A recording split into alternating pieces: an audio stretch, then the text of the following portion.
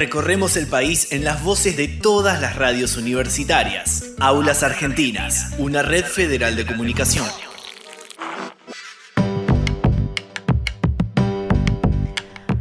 Buenas, arrancamos un nuevo programa de Aulas Argentinas. Soy Agus Colucci y los vamos a estar acompañando junto con Leandro Cravé durante la próxima hora y vamos a estar recorriendo y visitando distintas universidades públicas. Le damos también la bienvenida a Marianela Alvira, nuestra productora general, a Sergio Sosa, nuestro operador técnico y coordinador de aire. ¡Qué miedo! Ahora incorporamos algo nuevo. Nueva misión, Le di una nueva misión al aire. Hola, Leo. ¿Todo bien? Bien. Y también Agustín Juárez, porque me falta uno y después se arma. Agustín Juárez, que se encarga de las redes sociales. Saludamos a todas las radios universitarias que transmiten este programa, a las comunitarias también. Saludo especial para la gente de Jujuy, que el otro día me estuvieron mandando algunas cuestiones del programa y siempre también nos dan una mano con la producción y con ideas, así que un gran abrazo para todas ellas y ellos. Bueno, les cuento que hoy venimos con un programa especial. Vamos a estar hablando de territorio, vamos a estar hablando de comunicación responsable. Sí. Importante, ¿no? Sí, estaba viendo. Vamos a ir a Córdoba y vamos a hablar de comunicación responsable y todo lo que implica la falta de responsabilidad y la falta de información. En las redes especialmente, En las redes, en los espacios de comunicación digital. Y también quédense porque al final del programa vamos a tener una nota muy especial porque los intérpretes de lengua de señas se van a incorporar a las escuelas en la provincia de Misiones. ¿Y cómo se vincula esto con la universidad? Bueno, se los vamos a contar acá en Aulas Argentinas. Recuerden que nos pueden escuchar y ver también por fragmentos en nuestro canal de YouTube, ahí Aulas Argentinas, y también pueden ir a Instagram y buscarnos también como Aulas Argentinas, y ahí está Leo, está Marianela, estamos todas y todos. Tenemos que sacarnos una foto de grupo. No. ¿Vos decís que no? No, me parece que no. Me estás cortando la idea. O una foto y que la gente adivine quién es quién. ¿Me dejás hablar con el coordinador general? Lo que nos diga él. ¿Una foto de grupo se puede hacer? Una. ¿Y si salimos mal? Bueno, pero las tenemos que subir en... Ah, me gusta. Me están pidiendo las notas, las distintas notas que quieren contar lo que está pasando en aulas. Y digo, nos tendríamos que sacar una foto de grupo para esa nota en particular. Pero vos me decís. Sí. Qué difícil. Aulas Argentinas. Recorremos nuestro territorio en las voces de las universidades y sus radios con un sentido federal.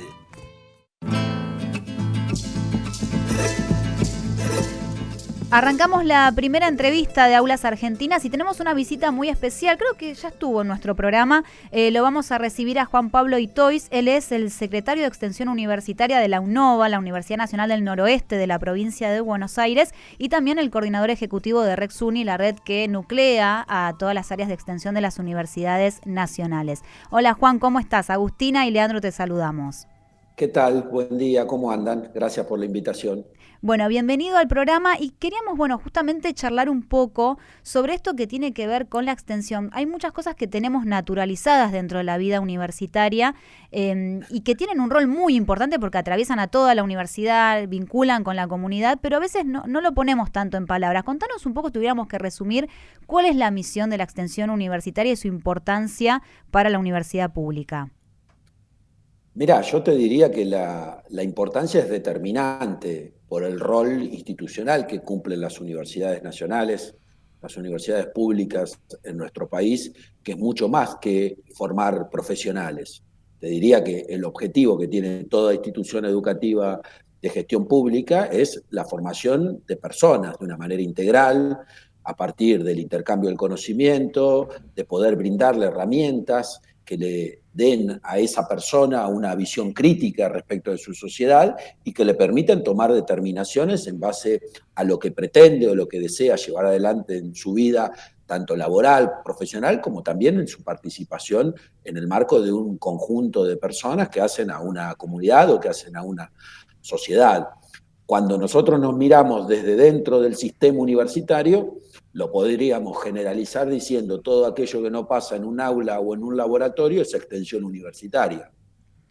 Pero después, una vez definida de esa manera genérica, tenemos que especificar a qué nos estamos refiriendo. Yo te diría que hay una visión más analítica, más normativa respecto de qué significa la extensión universitaria dentro de nuestro sistema de Universidades Nacionales, que está enfocado a la institucionalidad, a la definición de una política institucional respecto del compromiso social universitario, de la vinculación comunitaria que tienen las universidades nacionales, y eso se traduce en proyectos y programas de extensión universitaria, como podrían ser los proyectos clásicos de extensión, que formulan docentes con la participación de estudiantes, en algunos casos del personal no docente de las universidades, y una contraparte que habitualmente es una institución u una organización de la sociedad civil o de la comunidad.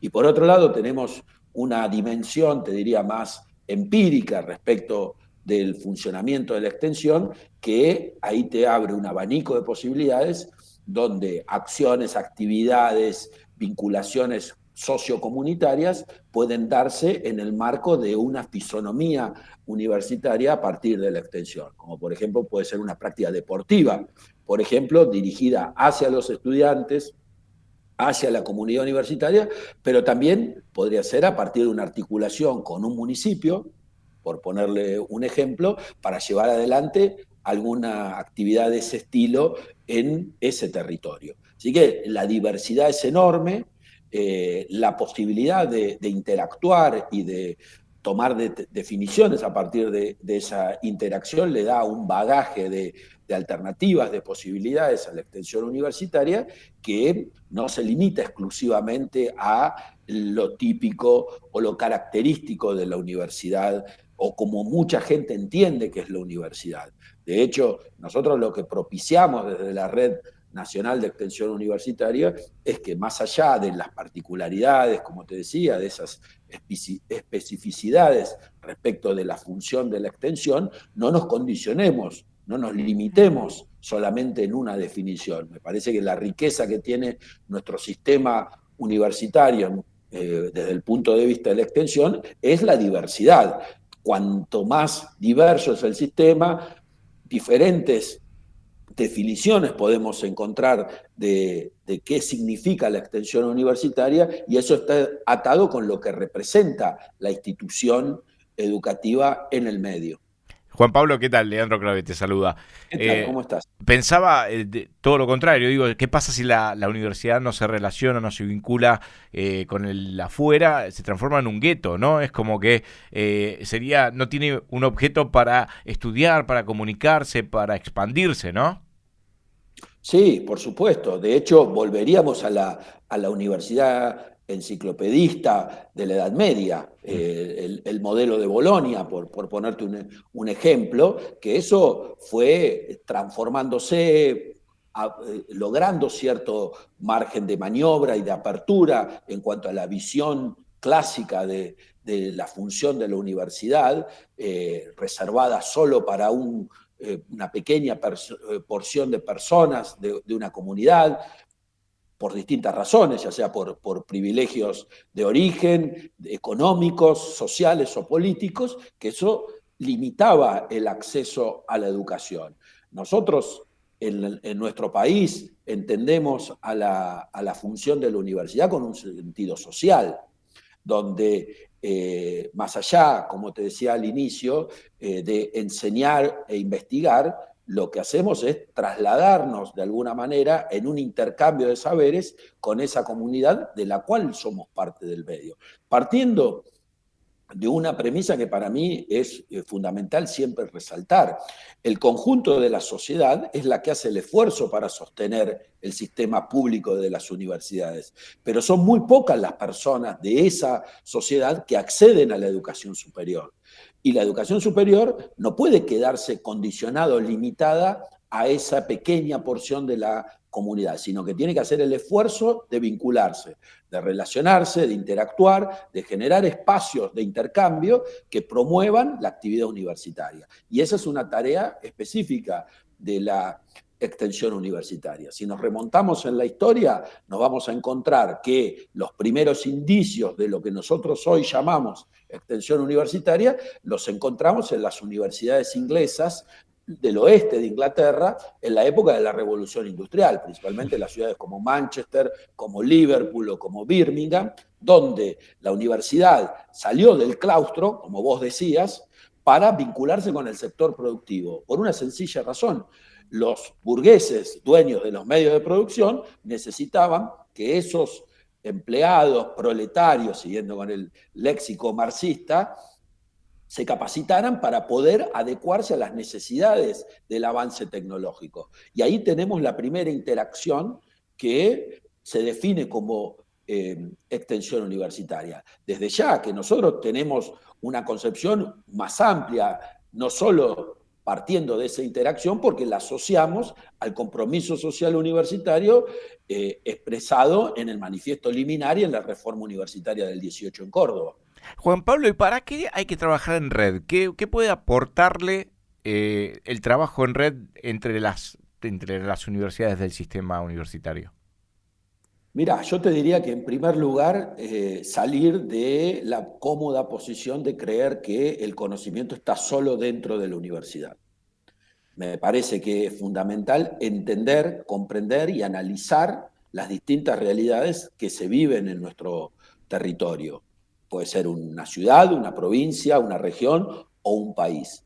Y el trabajo en red no solo te enriquece por las distintas visiones respecto de una misma situación, sino también que te aporta instrumentos, te aporta herramientas para poder desarrollar esa tarea. Muchas veces nosotros, desde la extensión universitaria, cuando promocionamos el hecho que las universidades tengan sus propias convocatorias a programas y proyectos de extensión, lo decimos no solo en el sentido de una práctica extensionista docente, estudiante, no docente, sino también integrada con la comunidad o con el espacio geográfico en el cual esa práctica se desarrolla, porque hay una visión del mundo totalmente diferente a la que nosotros tenemos o muchas veces creemos que tenemos desde el sistema universitario. Y para eso hay que interactuar. Y nada mejor que hacerlo en comunidad o hacerlo en red. Juan, vos tenés muchos años de llevar adelante el área de extensión en la UNOVA. Particularmente, unos cuantos. ¿Qué es lo que más te sorprendió de todo? Porque aparte extensión tiene esto, que trabaja con adultos mayores, con los chicos del deporte universitario, o sea, no tiene un límite, que quizás una carrera académica tiene más un promedio de edades y demás. ¿Cuál fue el programa que más te sorprendió trabajando en territorio? Mirá, nosotros somos una universidad relativamente joven. La UNOVA tiene 22 años de vida nada más. Empezó a funcionar plenamente a partir del año 2007, cuando terminó el proceso de organización de la universidad, y rápidamente la extensión universitaria encontró un nicho de trabajo y de crecimiento, más que nada entendiendo el contexto en el cual nace la universidad, que era el de un área de vacancia en el noroeste de la provincia de Buenos Aires, de una región, como lo dice nuestro nombre, el noroeste bonaerense, donde no había universidades públicas. Y los jóvenes y no tan jóvenes de nuestra región tenían que emigrar. La posibilidad de encontrar una casa de estudios superiores en el territorio, en tu ciudad o en tu región, acercó esa posibilidad de acceder a la educación. Y respecto de ese vínculo con la comunidad que nace a partir de una demanda, nosotros lo entendimos rápidamente a partir de la puesta en marcha de los programas de extensión. Y esos programas, como te decía al comienzo, en la definición que nosotros tomamos respecto de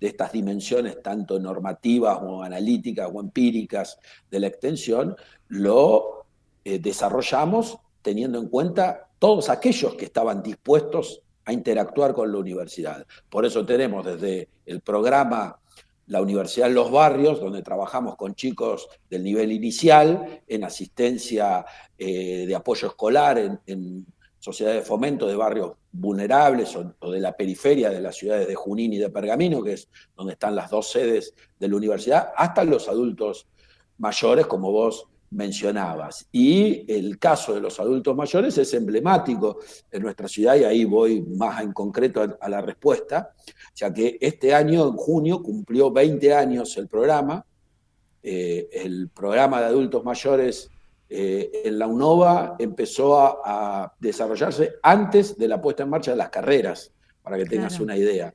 Y la comunidad se lo apropió. Los dueños, entre comillas, del programa son los estudiantes, son los adultos mayores que vienen a la universidad, que desarrollan sus actividades, que tienen intercambios entre las sedes, que interactúan entre ellos, pero también con los estudiantes, y que se han, como te decía, apropiado del programa, y hoy te diría que es emblemático en cuanto a lo que significa la extensión y el vínculo comunitario para la UNOVA. Ahora, hoy la universidad está también un poco en esta misión de tener que revalidar sus títulos, ¿no? Y volviendo a explicar que no solamente la misión de la universidad es enseñar y tomar examen, sino que hay todo un vínculo detrás con la comunidad. ¿Vos sentís que está pasando un poco esto? Sí, por supuesto. Yo creo que hay un clima de época en el cual hay una desvalorización del sistema universitario nacional que está asociado a un modelo político que lleva adelante el gobierno nacional, donde prima el individualismo y el oportunismo que la construcción de un desarrollo colectivo.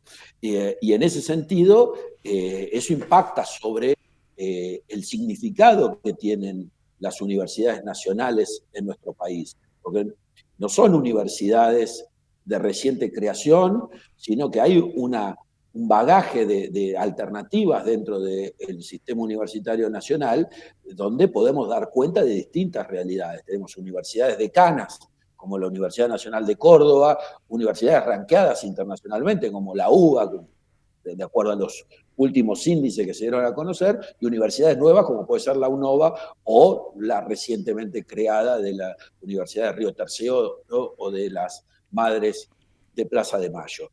Y esa diversidad es el potencial diferenciador que tiene el sistema universitario en nuestro país. Si nosotros vemos la evolución que tuvo la universidad pública en la Argentina, con dos hitos fundamentales, desde mi punto de vista, que fueron la reforma universitaria del 18 y la decisión de la gratuidad a mediados de la década de los 40, transformaron el sistema universitario, y el sistema universitario encontró una articulación con la sociedad a partir de un modelo de país, que es el modelo de país pensado en el desarrollo, en alcanzar el progreso y la mejora en la calidad de vida a partir del esfuerzo, del trabajo o del estudio. Y por eso el sistema universitario argentino es reconocido en todo el mundo. Y hay modelos que han venido a ver cómo funciona la universidad pública en la Argentina para copiarlo, para aprender de nosotros mismos. Y eso entra en coalición con un, te decía, clima de época que no solo pasa en nuestro país, sino que está instalado a nivel internacional, donde se privilegia el esfuerzo individual más que lo colectivo. Juan, gracias por estos minutos. ¿Te seguimos escuchando en la radio de la UNOVA? Sí, por supuesto. Los viernes, supuesto. ¿No? Todos los viernes a partir de las 11 salimos en vivo por UNOVA Radio en Extensión en Red, que es el programa de la Secretaría de Extensión de la UNOVA. Bueno, y muchas gracias por estos minutos, por poder charlar acá en Aulas Argentinas. No, por favor, gracias a ustedes por la invitación, felicitaciones por el programa y a seguir, y no hay que bajar la bandera de la defensa de la educación pública en la Argentina. Lo escuchábamos a Juan Pablo Itois, él es el secretario de Extensión de la UNOVA, la Universidad Nacional del Noroeste de la provincia de Buenos Aires, y aparte coordinador ejecutivo de RexUni, la red que reúne a las extensiones de todas las universidades públicas de nuestro país. Búscanos en YouTube como Aulas Argentinas y suscríbete a nuestro canal. Seguinos en Instagram como @aulasargentinas y conectate con la información de las radios universitarias.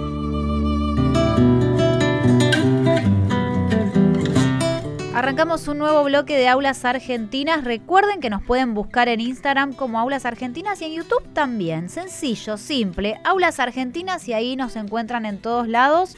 Y ahí, bueno, obviamente saludamos y agradecemos a todas las radios que nos transmiten, como por ejemplo La Rioja, Chilecito. ¿Dónde más, Leo? Entre Ríos. Sí, estuvimos viendo Bahía Blanca. Todos los lugares. Saludamos Tierra Mar del del Fuego. Plata, todos lados. Pero bueno. Lo anunciábamos al principio del programa y creo que si yo te digo desinformación, comunicación responsable, ecosistema digital, Sí. lo venimos charlando y lo venimos hablando ya desde hace algunas semanas, ¿no? ¿Qué pasa con la información y con la desinformación y el peligro que esto trae? Y es importante que las universidades públicas como formadoras profesionales intervengan en esto, debatan sobre esto y también que pongamos sobre la mesa qué es lo que está pasando, no solamente en nuestro país, sino también en otros espacios, ¿no? Sí, además en tiempos de sobreabundancia de información, donde Sí. todos creemos que nos sobra información, y sin embargo la fragmentación de toda esa información termina generando un sujeto totalmente desinformado que encima cree que está informado, ¿no? Y repite, claro. Repite el corte, ¿no? Los segundos de información que a veces parece que nos van contando una película y en realidad estamos agarrando un argumento medio extraño, ¿no? Bueno, te cuento Tendencioso. que se realizó un conversatorio internacional entre Argentina y Canadá, justamente llamado Desinformación y Comunicación Responsable en el Ecosistema Digital. Y nuestra compañera Malvina Rodríguez estuvo ahí presente, ella es directora de la Cátedra de la UNESCO, Comunicación Pública para la Justicia Social, los Derechos Humanos y el Desarrollo Territorial de la Universidad Nacional de Villa María. Hola Malvina, ¿cómo estás? Bienvenida a Aulas Argentinas, Agustina y Leandro te saludamos. Hola, ¿cómo están? Agustín y todo el equipo de Hablas Argentinas, un gusto estar aquí conversando con ustedes. Bueno, y ahí les estaba escuchando que vienen charlando sobre este tema. Qué tema complejo, ¿no? Y qué difícil poder abarcar, pero qué bueno que lo pongamos sobre la mesa y que lo debatan y que aparte lo estudien y lo investiguen, que es lo principal, ¿no? Exactamente, porque bueno, también hay muchos allí presupuestos de sentido común que por ahí confunden en lugar de iluminar más sobre un tema complejo. Y bueno, en ese intento, desde las universidades nos proponemos hablar de problemáticas que atañen a la sociedad y que tienen consecuencias, me acuerdo durante la pandemia decíamos consecuencias letales, ¿no? Pueden tener un proceso de desinformación cuando atañe a la salud. Y hoy estamos viendo que los procesos de esto que se ha dado en llamar la era de la posverdad, de desinformación, de fake news, de deepfakes, de discursos de odio que están muy relacionados con la desinformación, tienen graves consecuencias en las niñeces, en las juventudes, en nuestro escenario político, confundiendo también algunos y en realidad cuestionando consensos democráticos básicos, que es un poco lo que discutimos el otro día en nuestro encuentro allí en la ciudad de Córdoba, en un evento organizado desde la Cátedra UNESCO, que se llama Comunicación Pública para la Justicia Social, los Derechos Humanos y el Desarrollo Territorial. Ha sido la primera cátedra de comunicación de Argentina, la primera cátedra UNESCO de comunicación, y desde allí venimos trabajando esta temática de la desinformación, y en este caso recibimos a dos profesores que son originariamente del sur global, ¿no? Vienen de Senegal y de Burundi, pero hacen más de 2 décadas que se encuentran en universidades canadienses, el profesor Umar Khan, de la Universidad de Quebec en Montreal, en Canadá, y el profesor M. Jules Bisimana, de la Universidad también del estado de Quebec, pero en Ottawa. Fue interesante, fueron nuestros primeros profesores visitantes en la cátedra, nos reunimos en la Universidad Blas Pascal de la ciudad de Córdoba, con la doctora también Marcela Farré, que es la coordinadora de las carreras de comunicación, y con la participación de la doctora Carmen Rico de Uruguay, que nos ofició de traductora de francés-español. Y allí charlamos en esto que ustedes allí presentaron, a través de distintas perspectivas. Nuestros colegas canadienses hicieron una revisión teórica sobre la diferencia entre la desinformación y la misinformación, si se hiciera una traducción literal. Es la información, lo que conocemos como fake news, que tiene una intención manifiesta de desinformar, de manipular, de engañar, de tergiversar, y la información por allí denominada errónea o falsa, que no ha sido chequeada, donde no se han cumplido la tarea del periodismo, de chequear por lo menos 2 fuentes, de verificar, y que si bien tiene una larga data, una larga existencia, es verdad que ambos fenómenos han adquirido una dimensión prácticamente incontrolable con el desarrollo de las plataformas digitales y de las redes sociales. Entonces nuestros colegas de Canadá primero hicieron una revisión conceptual, también una revisión histórica a través del caso de New York Times y de las disputas que este periódico estadounidense tuvo con distintas agencias de noticias respecto de procesos de desinformación, para entender que, en primer lugar, este es un fenómeno que viene ya desde la prensa, desde el periodismo en toda su historia, ¿no? Presentaron un caso del siglo XIX, y también las precisiones conceptuales que son importantes para determinar qué es información manipulada como falsa o información erróneamente falsa. En mi caso, yo hablé sobre las deepfakes, que es este fenómeno que surge en este siglo principalmente a partir de lo que se conoce como la inteligencia artificial generativa, que a la problemática ya de la fake news le agrega, poco jugaba con eso en el título de la exposición, se llamó También la imagen miente, ya que si recordamos, se decía, ¿no?, en el siglo pasado, una imagen vale más que 1000 palabras, y ahora con la manipulación que permite la inteligencia artificial generativa, tanto de la imagen estática, la fotografía o la imagen en movimiento, tenemos vinculados a Argentina 2 casos emblemáticos que además adquirieron dimensión internacional. Uno de hace algunos años del Papa Francisco con una gran campera blanca, que también nos muestra de qué manera la inteligencia artificial generativa se va perfeccionando y va haciendo cada vez más creíble esa manipulación de la imagen. Y un hecho quizás más reciente, con una grave dimensión e impacto político, fue el video que está en la justicia, todavía no se sabe bien de dónde el origen, pero sí quienes lo difundieron, que es lo que suele ocurrir con la fake news, que es el video falso del expresidente Mauricio Macri, informando el mismo día de las elecciones, el día anterior, el día de las elecciones en Cava, que bajaba la candidatura de su candidata, de los Penatos, y que invitaba o convocaba a la población a hacer un voto útil, a votar al candidato del oficialismo, Manuel Adorni. Muchas cosas respecto del impacto de las deepfakes. En ese caso, no se ha podido probar todavía. Supongo que hay muchos investigadores que lo estamos observando, qué impacto tuvo efectivamente a nivel electoral, de traslado de votos, ese video fake, esa deepfake.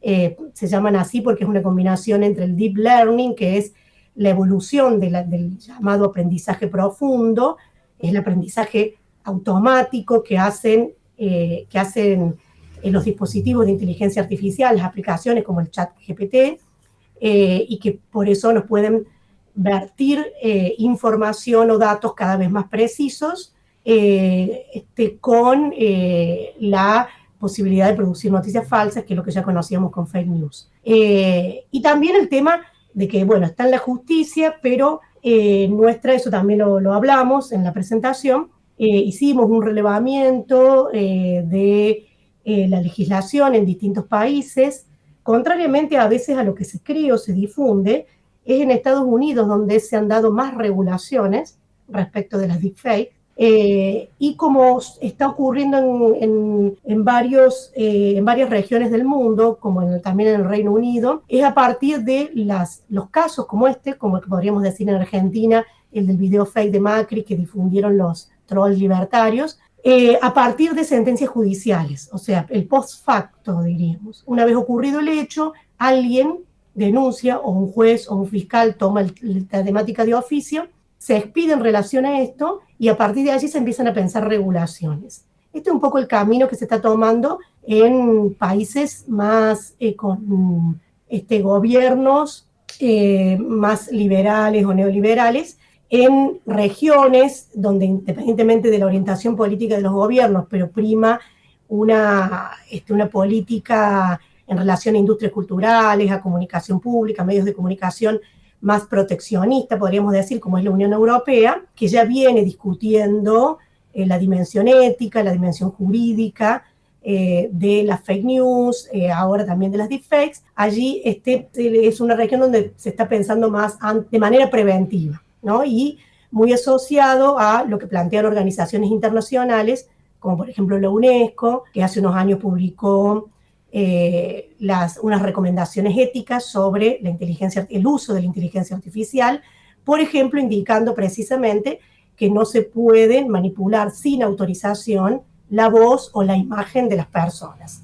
Y nosotros adherimos como Argentina a esto en el año 2023, pero a partir de este nuevo gobierno, ese tipo de recomendaciones han quedado en suspenso porque además la política respecto de las plataformas digitales, la inteligencia artificial, la comunicación digital en general de este gobierno es de no controlar, no regular, sino por el contrario, adherir a las demandas de los denominados Big Tech, de esos grandes conglomerados tecnológicos. Cada vez todos estamos más puestos a creer en lo que vemos en las redes. No son ni ingenuas. Muchas tienen la idea de manipulación, incluso digo desde una centralidad económica y política que está bien coordinada, ¿no? Y el manejo de la Big Data como parte de la esencia de lo que se está haciendo en las redes, ¿no? ¿Cómo participa todo? No dimensionamos lo que está pasando. Sí, lamentablemente se está naturalizando, como vos decís, normalizando, entre comillas, cada vez más, que somos, realmente somos nuestros cuerpos, nuestras mentes, nuestras producciones se han convertido en un lugar donde libremente se da la explotación de datos. O sea, somos proveedores de datos de manera gratuita y de manera voluntaria, porque sin saberlo, la mayor parte de la gente no lo sabe, lo acordamos cuando aceptamos los términos y condiciones para usar las plataformas digitales, por ejemplo, las redes sociales, pero también muchas otras plataformas que utilizamos a diario que implican reconocimiento facial, como las aplicaciones del mercado financiero, bancarias, o incluso trámites que se realizan en el Estado, ¿no? Que implican reconocimiento de huella digital, de datos biométricos, ¿no? Como el reconocimiento facial, y que implican el envío de datos que nos involucran, a nuestro ser, nuestras características socioeconómicas, físicas, socioambientales, a nuestros comportamientos económicos, a nuestras ideologías políticas. El tiempo que destinamos a ver cada imagen, si nos quedamos 5 segundos, 3 segundos, 2 segundos, ya eso sirve para dar datos, ¿no? Información. Exactamente. Y eso hace que, bueno, algunos autores, ¿no? Como Nick Couldry, por ejemplo, hablan de colonialismo de datos. O sea, nos encontramos en una era que se habló mucho, ¿no? Postcolonial, decolonial, pero ante una nueva forma. Hay un autor canadiense, Nick Ernicek, que habla de capitalismo de plataformas, donde la organización de nuestra sociedad, con las mismas lógicas del sistema capitalista, de explotación de la plusvalía, de explotación de nuestro trabajo, de nuestro tiempo libre, se da en el formato de los datos que podemos proveer, datos que dan indicios sobre nuestros futuros comportamientos, por ejemplo, para proveer a la publicidad y en relación a los consumos, o para anticipar escenarios de comportamiento político y poder incidir sobre esos. Y esto es algo que sí se viene discutiendo, ¿no? En las universidades, en la academia, en distintas disciplinas, ¿no?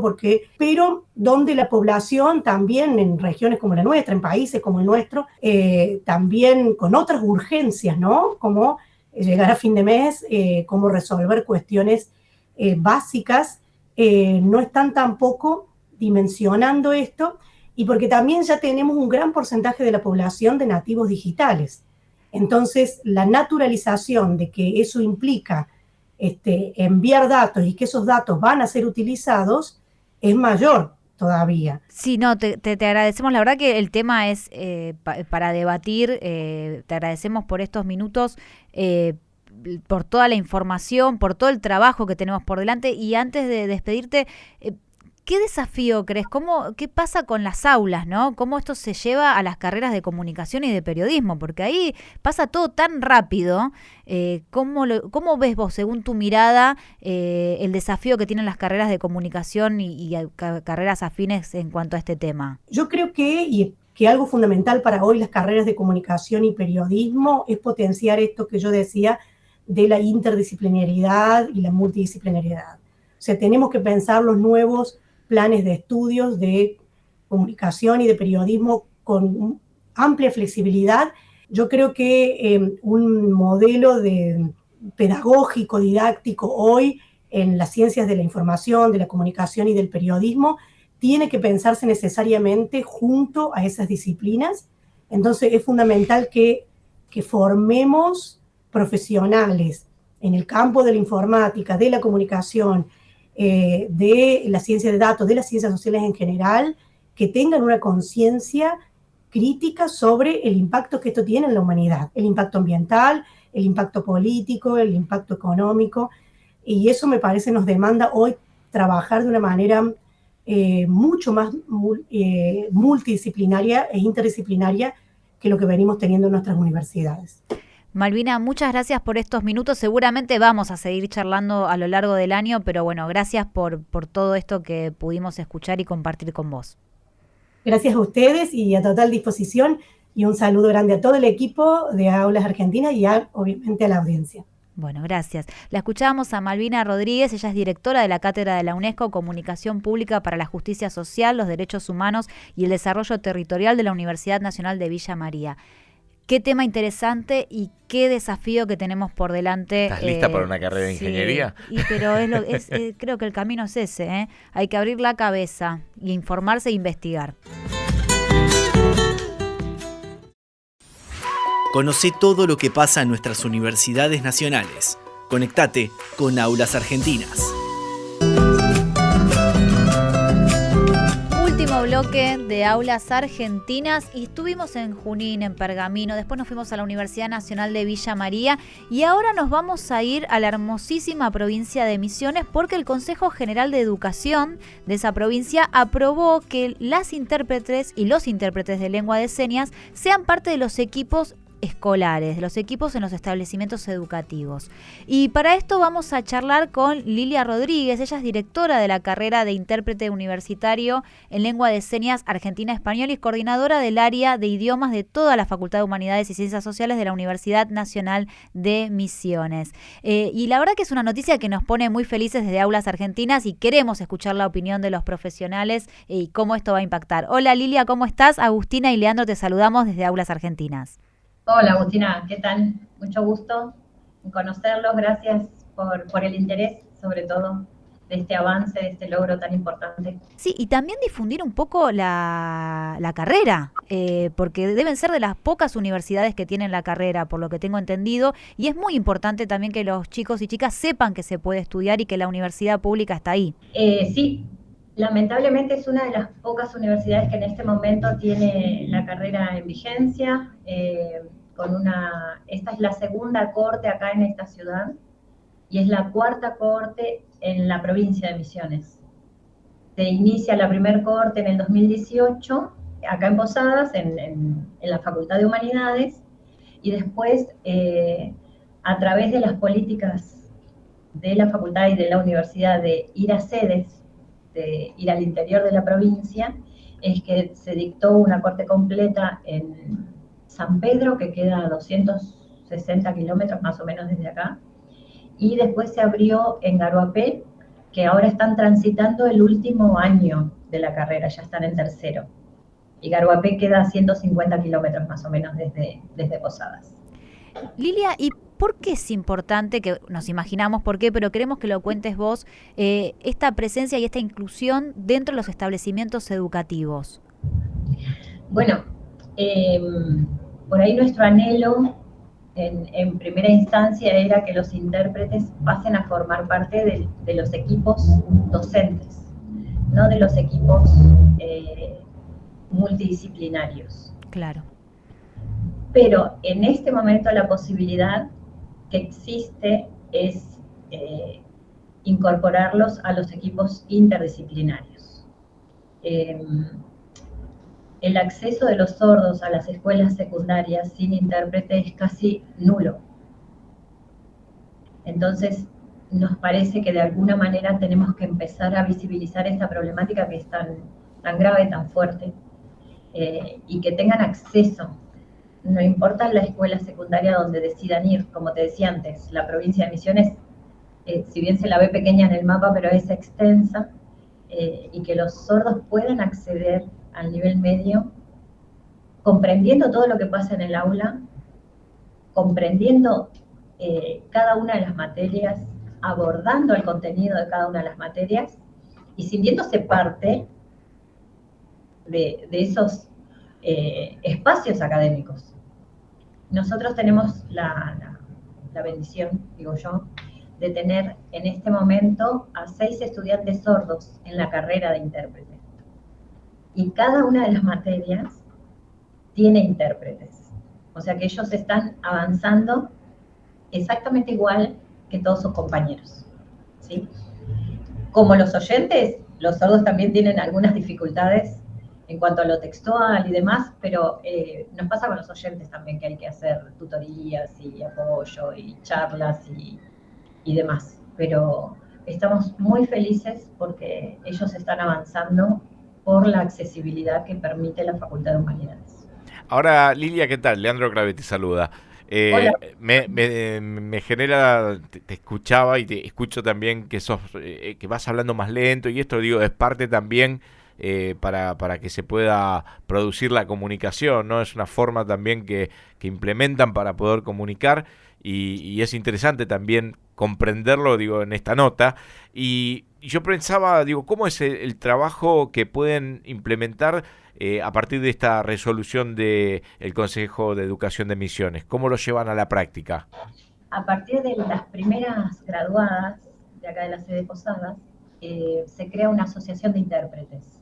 La asociación de intérpretes, en conjunto con un sindicato, UDA, Unión de Docentes Argentinos, presentan el proyecto. Simultáneamente con la presentación de la solicitud de reconocimiento del título del intérprete, teniendo en cuenta todo, ¿no? Todo, a partir de acá, todo lo de atrás, que no había carrera, que no había graduados, que no había profesionales formados a nivel universitario, que no había accesibilidad, que es todo muy nuevo, muy reciente.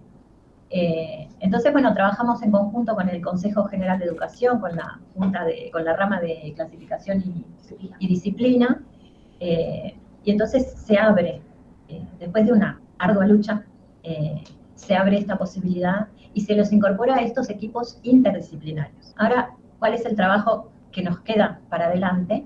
Es trabajar con el alcance del título. ¿Cuál es el alcance del título? ¿Cuál es el rol del intérprete dentro de estos equipos interdisciplinarios? Porque hasta acá fueron formados para interpretar, es para lo que están formados. Si bien hay toda una preparación en cuanto a realización de proyectos, organizar equipos de trabajo, intervenir en distintos espacios, la carrera les brinda toda esa capacitación, pero lo fuerte está en la interpretación. Entonces tenemos que trabajar con el alcance del título, con el rol, con la función, con las limitaciones y con las posibilidades que va a tener el intérprete dentro de estos equipos interdisciplinarios. Es todo nuevo. Lilia, ¿y cómo lo trabajaron dentro de la universidad? Porque la verdad que son punta de lanza. Han arrancado un camino que la verdad a mí me emociona mucho, porque esto es la universidad pública también, ¿no? Y cómo se involucran y cómo tomaron ahí la posta en una problemática que quizás nadie miraba, nadie se involucraba, y ahí llegó la universidad, la carrera, y ahora este paso de que en los establecimientos educativos estén presentes. ¿Cómo fue arrancar ese camino al inicio? A mí también me emociona mucho que sea la universidad pública. ¿Te imaginas lo que significa trabajar sobre los derechos de un sector olvidado históricamente? Voy a decir olvidado por ser soy. Empezamos, bueno, yo concursé, yo soy de Buenos Aires, vine a vivir a Misiones, agarro un domingo el diario, leo el diario y había un llamado concurso abierto, público abierto y por oposición, al cargo de un adjunto, que es el responsable de cátedra, el adjunto. Así que me presenté y gané el concurso. A partir de ahí empecé a trabajar en investigación y en extensión con un proyecto que ya lleva 16 años vigente y que cada vez tiene más público que participa. Entonces, a partir de la creación de este programa de conocimiento de lengua de señas argentina y cultura sorda, la demanda iba creciendo. Entonces, presenté el proyecto de creación de la carrera, trabajamos con otras carreras, fueron muy generosos con sus conocimientos, con sus saberes, otros docentes de otras carreras que se involucraron, que dieron sus aportes, su mirada. Pudimos elaborar los contenidos mínimos de cada una de las materias, frente a distintas opiniones, por el contexto en el que se estaba viviendo, o una cantidad de cuestiones políticas, sociales, económicas, que atravesaban también en ese momento la universidad. El pronóstico era, no se va a aprobar la carrera. Bueno, se aprobó la carrera y la observación fue que era impecable, ¿no? Impecable. Así que bueno, ahí empezamos a pensar en cursos nivelatorios, en cursos introductorios, para que los estudiantes de la carrera ingresen sabiendo básicamente lo que significa esta lengua visogestual, absolutamente visogestual, y conociendo también muy básicamente la cultura de esta comunidad, que es justamente porque su lengua es diferente, su identidad es absolutamente diferente a la nuestra, su cosmovisión es diferente a la nuestra. Así que bueno, fue todo un desafío, tuvo un impacto muy fuerte en la provincia de Misiones y en las provincias cercanas, y no tan cercanas, vino una chica de San Juan a estudiar, que se graduó un 15 de diciembre y el 20 de diciembre ya fue a pasar las fiestas a San Juan con su familia y empezó a trabajar en San Juan, así que también estamos muy felices.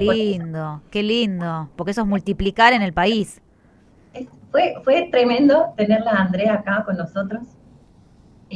También tenemos una jujeña que ahora el jueves 10 rinde su última materia, así que estamos ahí haciendo esfuerzo para que se gradúe también y pueda volver cerca de su familia, a su lugar, a Jujuy, y también trabajar como intérprete profesional, universitaria, en la universidad pública, gratuita, de calidad, accesible.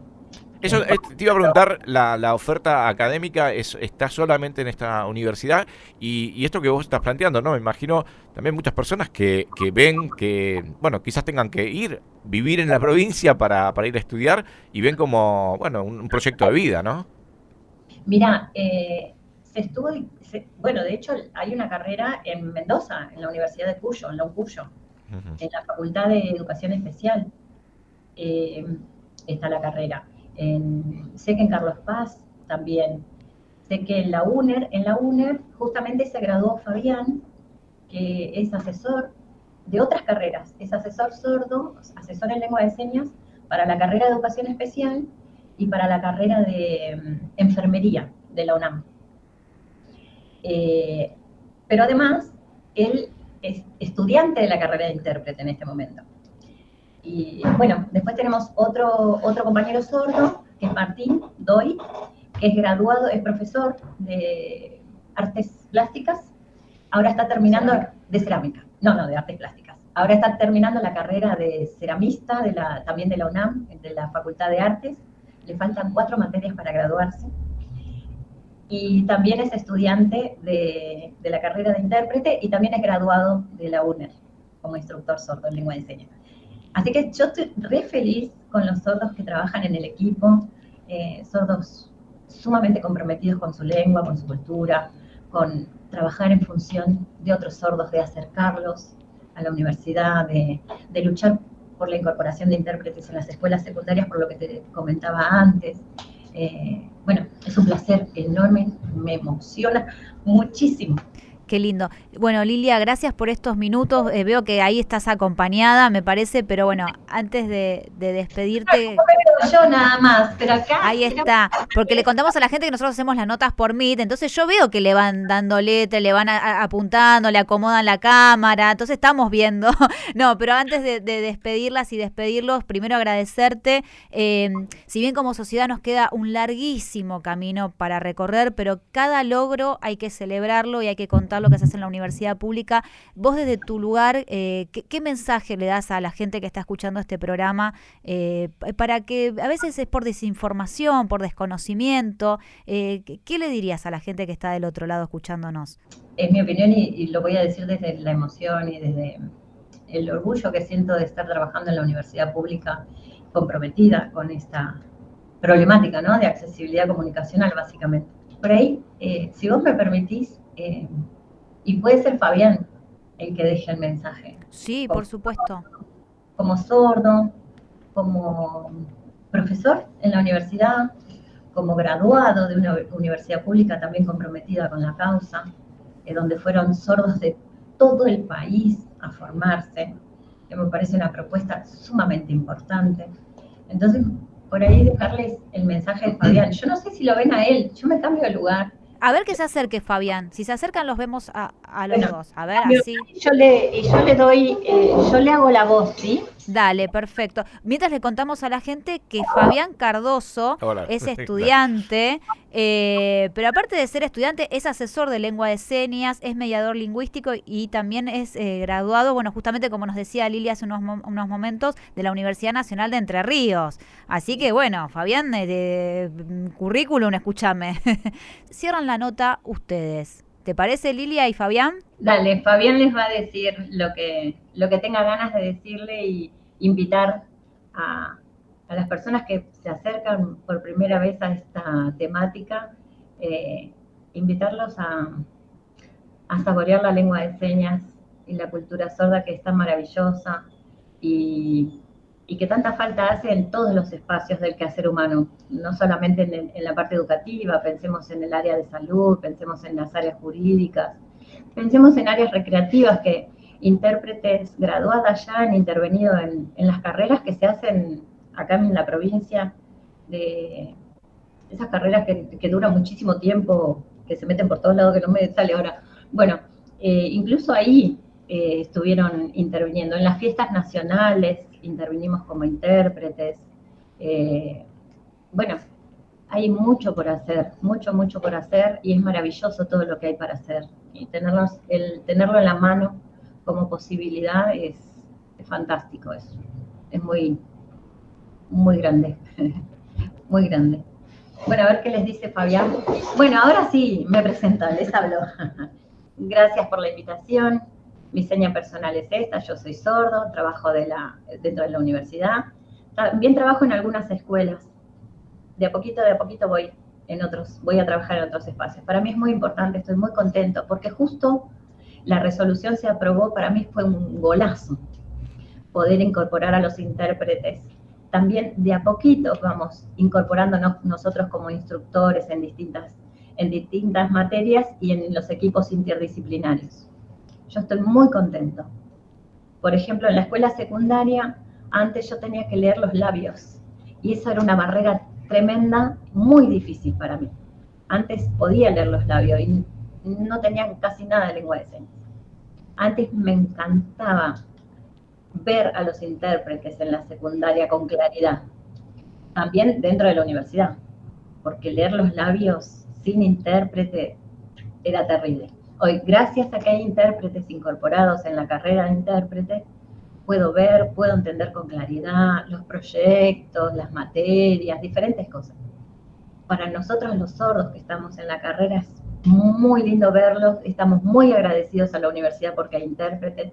Es un golazo poder tenerlos en la educación también. Eso es muy valioso. Para que más sordos puedan graduarse de la secundaria, porque hasta ahora no lo logran porque no hay intérpretes, más difícil todavía, para poder acceder a las materias. Bueno, me encantaría en un futuro ser docente y acompañar a los intérpretes y trabajar en equipo. A mí antes me encantaba, como sordo, pero me resultaba muy difícil, siempre me encontraba con barreras, era una lucha permanente. Igual me gradué en la secundaria, fui a la universidad, también me gradué como instructor, y ahora voy a la otra carrera, que me faltan 7 materias. ¿De qué? ¿De qué carrera? Está estudiando el profesorado de educación especial, profesorado universitario en educación especial. Bueno, También. 7 materias ahí, ya está, el último esfuerzo. Bueno, les queremos agradecer primero por el testimonio. ¿Querés agregar algo más, Fabián? Sí, yo hace 10 años que estoy luchando en la carrera, luchando y luchando. Culpa de que ahí no hay intérprete. La primera vez que tengo intérprete en una mesa de examen en el 2019. En el 2019, la primera vez que, durante la pandemia, en el 2020, en ese momento estuvo un intérprete, en una materia de toda la carrera de educación especial. Gracias a una compañera de San Juan, Andrea, que ella fue mi intérprete en esa mesa de examen. Ahí pude entender con claridad y ahí pude aprobar esa materia que era tan difícil. Ahí lo logré. Y ahora hay sordos estudiando y también encuentran esas barreras, pero que ya no las queremos más, esas barreras. Gracias a que logramos. El primer pasito es este, poder incorporarnos a estos equipos. Este es el primer pasito. Bueno, y desde Aulas Argentinas celebramos, acompañamos a ser una universidad inclusiva, una universidad que incluya a todas y todos, y cada pasito, como decía recién Fabián, hay que celebrarlo y ir por más. Y qué bueno que la universidad pública sea la que gestione estos espacios. Lo esperamos en algún momento, porque si ya estuvo en Entre Ríos, estuvo en Misiones, lo esperamos acá en La Matanza también. Dale, cuando gusten vamos a hacer unas jornadas de trabajo multicultural y plurilingüe. Me encanta. Lilia, muchísimas gracias por estos minutos, muchísimas gracias ahí a Horacio Fabián Cardoso, ahí voy a decir el nombre completo, y gracias a todo el equipo y bueno, por más, siempre trabajando por más. Bueno, cerramos este último bloque, ya está, ya no tenemos que ir. La verdad que sí, porque aparte cómo se conecta, al principio del programa hablábamos de la extensión universitaria. Bueno, esto empezó siendo un proyecto de extensión, recordemos que estábamos hablando de la carrera de intérprete universitario en lengua de señas argentina-español, que esto se dicta en 4 universidades públicas de nuestro país y una es la Universidad Nacional de Misiones. Sí, y lo importante de poder comunicarse, ¿no? Y que te entiendan. No, y esto que decían, no pueden estudiar porque... ¿Sabes qué pensaba? La situación de examen, que a veces vos que ya de por estás sí preparado. Es una tensión rendir un examen. Claro, y que alguien interprete claramente lo que le estás diciendo es clave. Recién lo experimentamos acá. Sí. Lo pudimos sentir acá que estábamos dialogando, escuchando a alguien con mucha atención, y si no teníamos el intérprete no lo hubiésemos podido hacer. Bueno, qué programita. Muchísimas gracias Marianela Alvira en la producción, Sergio Sosa en la operación técnica, Agustín Juárez en redes sociales, Leandro Cravés, muchas gracias. De nada. Y nos volvemos a encontrar. Yo soy Agus Colucci y la semana que viene hacemos de nuevo este programa que la verdad cada día me gusta más hacerlo, Aulas Argentinas.